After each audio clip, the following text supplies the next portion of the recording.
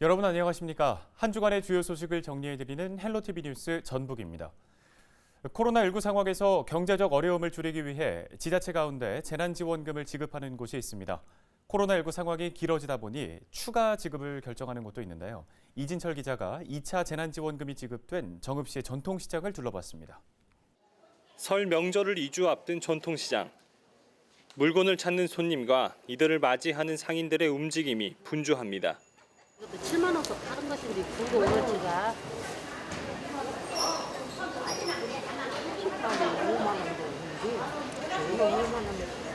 5만 원은 안 되고 10,000원 더 6만 원.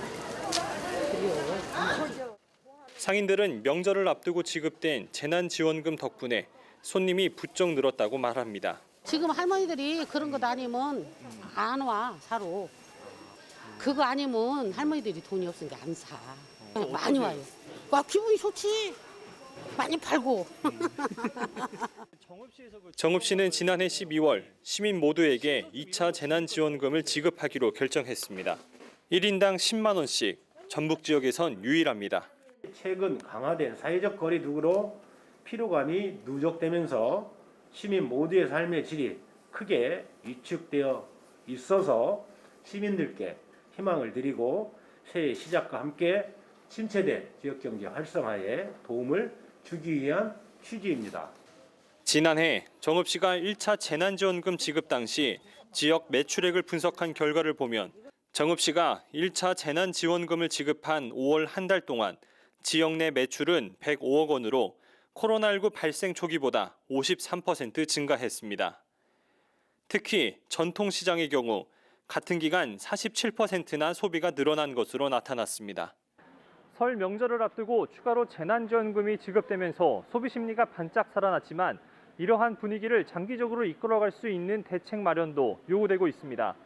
헬로티비 뉴스 이진철입니다. 코로나19의 영향으로 지난해부터 학교 졸업식과 입학식이 취소되거나 비대면 형식으로 진행되고 있습니다. 졸업 시즌 특수가 사라진 화훼업계 종사자들을 돕기 위해 꽃 사주기 운동에 나선 자치단체도 생겨나고 있는데요. 김남호 기자가 취재했습니다. 정읍 지역에 위치한 한 꽃 판매점입니다. 꽃을 다듬는 작업이 한창인데 업주의 표정은 그리 밝지는 않습니다. 졸업식이 한창 진행되면서 꽃 판매가 급증하는 시기이지만 코로나19 여파로 비대면 행사로 진행되면서 졸업식 특수도 이제 옛말이 됐습니다.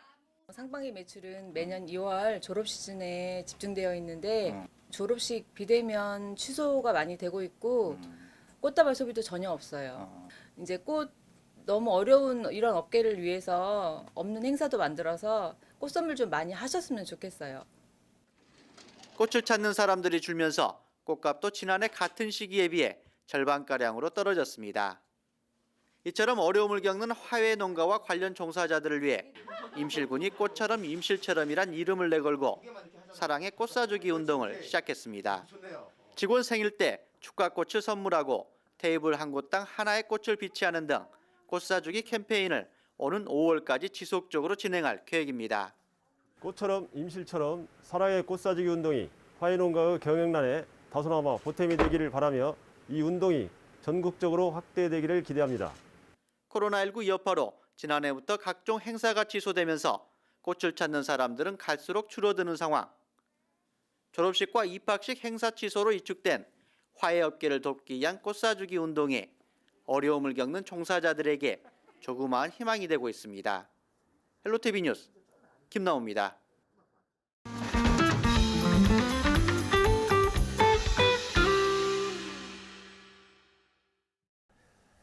우리 지역의 상권을 소개하고 소상공인들을 만나보는 동네 가게 함께 가게 순서입니다. 전북방송이 코로나19로 침체된 지역 경제에 활력을 불어넣기 위해 새해 기획 보도로 준비했는데요. 첫 순서로 정읍 샘고을 시장 상인들을 이진철 기자가 만나봤습니다.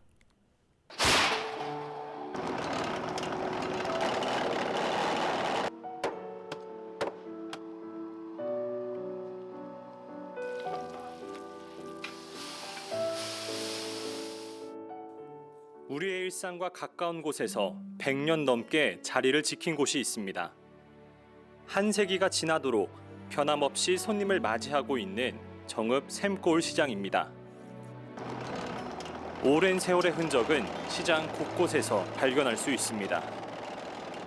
누군가에겐 추억을, 또 다른 이에겐 새로움을 주는 이 기계는 지난 50년 동안 쉬지 않고 솜을 튼 타면기입니다. 주변에 솜 공장이 6곳이나 있었을 정도로 호황을 누린 적도 있지만 지금은 이곳밖에 남지 않았습니다. 이영만 씨는 손수 목화씨에서 솜을 분리해 이불을 만들어 주민들의 사랑을 받았습니다. 손때 묻은 기계만큼이나 어느덧 나이가 들어 이제 곧 80을 바라보는 이 씨는 꾸준히 찾아주는 손님들 때문이라도 멈출 수 없다고 말합니다. 그전에 이게 우리 가족들을 다 교육시키고 먹고 살고 그런 자기를 애착이 있기 때문에 못 버리고 지금도 일거리가 없도록 내 건강을 허락은 한 지키고 있어요. 요즘은 주변에서 보기 힘든 뻥튀기 기계를 샘골 시장에서 만날 수 있습니다. 정년 이후 고향에 돌아와 뻥튀기 기계와 함께 제2의 인생을 시작한 서광열 씨. 서 씨는 하루 매출액만큼이나 매일 마음에 쓰이는 것이 있습니다. 바로 단골 손님들의 건강. 고령화로 노인 인구가 많은 정읍의 특성상 이곳을 자주 찾는 손님들의 평균 나이도 많아졌습니다. 단골 손님의 발길이 뜸해지면 혹시나 하는 마음에 걱정이 앞서곤 합니다. 점점 그 어르신들 감소된다고 할까요? 이렇게 매번 오셨던 분들이 안 나오시면 이렇게 뭐 아프셔가지고 병원에 가 계시든가 아니면 돌아가셨다든가 이제 연로하셔가지고 안 나오시니까. 이렇게 100년이 넘는 세월 동안 손님들과 함께 세월을 지낸 샘골시장 상인들에게 어려움도 있었습니다. 두 번의 큰 화마가 시장을 덮쳤지만 상인들은 한마음 한뜻으로 어려운 시기를 묵묵히 이겨냈습니다. 정읍 샘골시장은 역사가 지금 한 107년 됐어요. 조선실록에 우리 여기가 이 시장이 물건을 교환했던 장소다. 그래서 근교에 있는 도시들이 정읍 샘골시장으로 장보러 이렇게 많이 오고 있습니다. 반찬 가게를 운영하는 동서를 따라 시작한 사업이 어느덧 30년이 된 오길자 씨. 전국에서 택배 주문이 밀려들 정도로 솜씨 좋기로 소문이 나 있습니다. 지난해부터 이어진 코로나19 상황 속 전통시장을 찾는 발길은 크게 줄었지만 어려움을 견뎌낼 수 있었던 건 단골 손님 덕분이라고 말합니다. 저희는 그래도 좀 버틸 수 있는 것이 그 30년이라는 세월이 있어가지고 단골 손님이요. 단골 손님 때문에 되고 또 저희는 또 택배가 많이 나가요. 제주도 울릉도까지 나가니까 택배로 또 그나마 좀 바쁠 때는 김치 같은 거 택배 이런 걸로 해서 그나마 조금 유지가 됐죠. 얼마 남지 않는 설 명절을 앞두고 전을 부치는 프라이팬은 쉴 새가 없습니다. 조희로 씨가 어머니 가게 일을 도우려고 샘골시장에 온 지도 벌써 5년이 넘었습니다. 도와달라는 한마디에 다니던 직장까지 그만두며 서울에서 내려온 아들 내외가 어머니는 그저 고마울 뿐입니다. 아들이 올 때는 1년에 한 번, 1년에 명절 때 2번밖에 못 쉬었어, 제가 휴무를. 근데 아들이 오면서부터 그래도 일주일에 한 번은 휴무를 갖게 되니까 서로 돌아가면서 그게 제일 좋죠. 부모님이 일궈낸 삶의 터전을 이어가는 이들은 또 있습니다. 떡을 매만지는 솜씨가 아직은 서툴기만 하지만 열정만큼은 간 나온 떡만큼이나 뜨겁습니다. 명절과 같이 바쁠 때 잠깐 일손을 도와드린 적은 있지만 올해부터 본격적으로 떡 만들기에 나선 김재하 씨. 30년 넘게 이 가게를 꾸려온 어머니보다 더 맛있는 떡을 만들겠다는 꿈을 펼치고 있습니다. 어머니가 30년간 일궈놓은 그 떡집의 명성에 이을 수 있게 이렇게 열심히 배울 수 있도록 하겠습니다. 만족하십니까, 이 발언? 네, 잘할 것 같아요. 우리 둘째가 아주 야무지거든요. 샘골시장의 앞으로의 100년을 함께 시작하는 이들도 있습니다. 프랜차이즈 피자집을 운영하다 지난해 샘골시장에 둥지를 튼 김종숙 씨 부부. 청년 창업 프로그램을 통해 직접 개발한 국수 육수와 얇게 썬 계란 지단이 특징인 김밥은 부부의 자랑입니다. 가장 혹독했던 지난 한 해를 버텨냈던 만큼 샘골시장에서 오래도록 국수 가락을 뽑아내고 싶다고 부부는 소망합니다. 보통에서 이제 마트나 그런 데 가시는데 전통시장에서도 그런 정이 오가고 있으니까 그런 면을 생각해서 조금 그 상인들을 위해서 좀 오셨으면 하는 바람이긴 해요, 사실은. 살아있는 전통시장 박물관이라 불릴 정도로 지난 100년 명맥을 이어온 정읍 샘골시장. 오랜 세월 자리를 지켜온 사람들과 새로운 도전을 시작하는 사람들이 시장의 또 다른 100년 역사를 이어가고 있습니다. 헬로티비 뉴스 이진철입니다. 동학 농민운동을 이끈 전봉준 장군의 동상이 농민운동 발상지 가운데 한 곳인 정읍에 있습니다. 그런데 이 동상을 만든 조각가의 친일 행적이 드러나 논란이 되어 왔는데요. 최근 동상을 재건립하는 계획이 발표돼 관심을 모으고 있습니다. 이진철 기자가 보도합니다. 동학 농민혁명 정신을 기리기 위해 전봉준 장군과 농민군을 조각한 동상입니다. 1894년 동학군이 관군에게 처음으로 크게 승리한 황토현 전적지에 조성돼 있습니다. 지난 2009년 전봉준 장군 동상을 조각한 작가 김경승의 과거 친일 행적이 드러나면서 동상 재건립 주장이 제기됐습니다. 정읍시는 시민 의견을 수렴하는 등 진통 끝에 재건립을 결정했습니다. 친일 잔재 청산을 위해 친일 작가 작품인 전봉준 장군 동상을 철거하고 동학농민혁명의 시대적 정신에 맞는 세계화 미래화를 위한 새로운 조형물을 건립하기 위해서 재건립을 위해 세운 예산은 모두 12억 원입니다. 전봉준 장군 동상과 함께 농민군을 새겨놓은 조각도 새로 제작됩니다. 조각에 표현한 농민들의 모습이 동학 농민혁명 당시 비장함을 제대로 담고 있지 못했다는 지적을 받아왔기 때문입니다. 그동안 친일 잔재 청산을 요구해온 시민사회단체에선 환영의 목소리를 냈습니다. 우리가 늦었지만은 우리가 알게 된 사실이라고 한다면은 그 잔재를 청산하는 것이 대단히 옳고 그것이 우리가 역사를 올바르게 계승하는 후손들의 자세라고 생각합니다. 정읍시는 건립 추진위를 통해 새롭게 만들 동상에 대한 구체적 아이디어를 수렴한다는 계획입니다.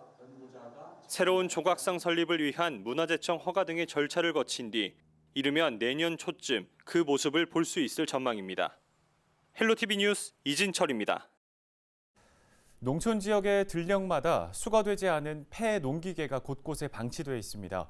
청정 농촌 환경을 가로막는 원인으로 지목되고 있어 대책이 필요해 보이는데요. 민원25 김남호 기자가 취재했습니다. 순창군 쌍치면에 위치한 추령천 일대 농지입니다. 추령천 인근 농촌 들녘에 폐 농기계가 그대로 방치돼 있습니다. 제때 수거되지 않은 폐 농기계들이 이처럼 농촌 들녘 곳곳에 방치되면서 환경오염의 원인이 되고 있습니다. 방치된 폐 농기계들 가운데 상당수는 주인조차 알 수 없는 것들입니다. 비싼 수리비와 처리 비용 때문에 농민들은 처리할 엄두조차 내지 못합니다. 쌍치면 같은 경우도 상당히 많이 존재하고 있는데 외부에서 들어오신 분들이 보기에도 상당히 안 좋고 이미지상에도 좋지 않고 있습니다. 차량 조기 폐차와 같이 지자체에서 폐차 지원금을 좀 전문화해서 지원을 해주면 훨씬 더 경관도 깨끗해지고 주위 환경도 좋아질 거라고 생각합니다. 자치단체들은 폐 농기계가 방치돼 있다는 민원이 따르자 수요 조사에 나섰습니다. 농민들에게 스스로 처리하도록 유도할 예정이지만 주인을 찾을 수 없는 농기계 처리는 고심거리입니다.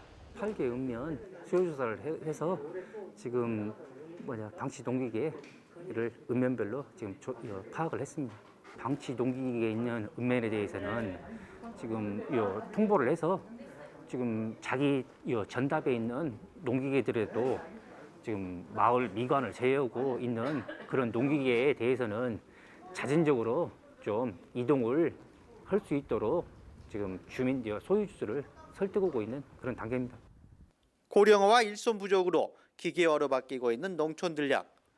청정농촌 환경을 해치는 폐 농기계 처리를 위한 대책이 필요해 보입니다. 헬로티비 뉴스 김나호입니다. 전북방송은 새해를 맞아 우리 지역 현안과 또 주요 정책 방향을 들어보는 신년 대담을 이어가고 있습니다. 이번에는 권익현 부안군수와 얘기를 나눠봤는데요. 전북을 대표하는 관광지였던 변산의 명성을 넘어 세계적인 휴양, 관광 도시로 발돋움시키겠다는 각오를 보였습니다. 정명기 기자입니다. 낭만적인 해넘이 명소로 유명한 부안의 변산반도입니다. 한때 한 해 400만 명이 다녀갈 정도로 인기 관광지였습니다. 그렇지만 예년만 못한 관광객 수로 이제는 옛 명성을 넘어 세계적인 관광지로 만들려는 새로운 도약을 꿈꾸고 있습니다. 부안하면 볼거리, 먹거리가 풍부합니다. 예. 그래서 내변산, 위변산을 예. 있고요. 실제로 좀 즐길 거리가 조금 부족해요. 변산면 일대에는 축구장 170개가 넘는 규모의 복합 관광단지를 개발합니다.